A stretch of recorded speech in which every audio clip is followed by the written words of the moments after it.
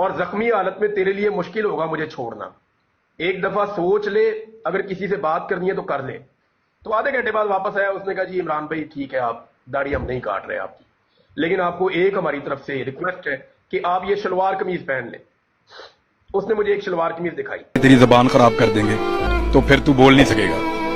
آخر کار وہی ہوا جس کا ڈر تھا. عمران ریاض ملک چھوڑ کر گئے اور جانے کے بعد انہوں نے اپنے ساتھ کیے ہوئے ظلم کی داستان سناتے ہوئے ابدیدہ ہو گئے کہ ان کے ساتھ قحط میں کیا کیا ظلم ہوئے اور کس طرح وہ ٹارچر ہوتے رہے اور وہ کس طرح اپنی جان بچا کر لندن بھاگے ہیں. پوری حیران کن ویڈیو آپ سے شیئر کر رہے ہیں. عمران ریاض نے اپنے ظلم کی داستان کچھ ایسے سنائی کہ تصویریں بھی ساتھ وائرل کر خبر نہیں تھی, خوب اندھیرے میں پڑا ہوا تھا میں.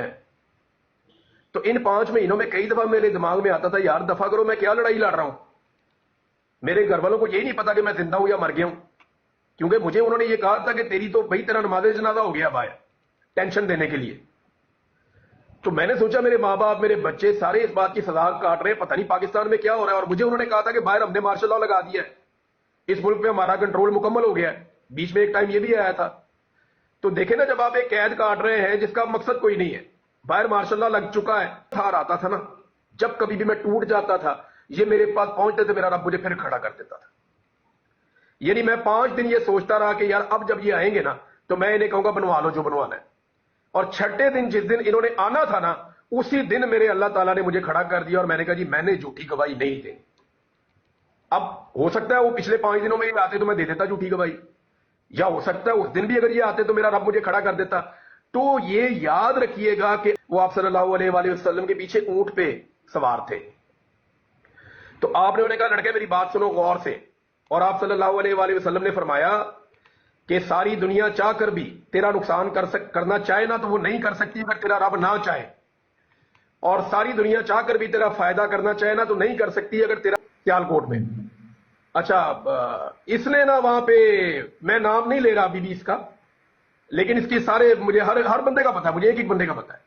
اس نے نا مجھے وہاں پہ کہا اس بندے نے کہ ہم آپ کو پولیس کے حوالے کریں گے. میں نے کہا تم مجھے پولیس کے حوالے کرو گے, میں ان لوگ جانتے ہیں کہ عمران ریاض ایک سچے اور ایماندار انسان ہیں. انہوں نے ہمیشہ حق اور سچائی پر ولاگ بنائے اور کبھی بھی جھوٹ کا ساتھ نہیں دیا. یہی وجہ ہے کہ ان کو اتنا ظلم اور زیادتی کا نشانہ بنایا جا رہا تھا پاکستان میں. اسی لیے انہوں نے باہر جانے کا فیصلہ کیا اور پاکستان میں عمران ریاض کی آواز کو دبایا جا رہا تھا. لیکن اس کے باوجود بھی عمران ریاض نے حق اور سچائی کا ساتھ نہ چھوڑا اور وہ مسلسل اپنا ولاگ عمران خان کے لیے اور سچائی کے لیے اور اس ملک کی غریب عوام کے لیے بناتے رہے. لیکن اب ان کی مشکلات میں بہت زیادہ اضافہ ہونے لگا تھا, یہاں تک کہ ان کو حج پر بھی جانے کی اجازت نہیں تھی. ان سب کے باوجود بھی عمران ریاض نے اس کا مقابلہ بہت ہی بہادری سے اور سمجھداری سے کیا. تو دوستو آپ سب ان سب کے بارے میں کیا کہیں گے؟ اپنی قیمتی رائے کا اظہار کمنٹ سیکشن میں کریں. ویڈیو پسند ہے تو لائک کریں اور چینل کو سبسکرائب کر لیں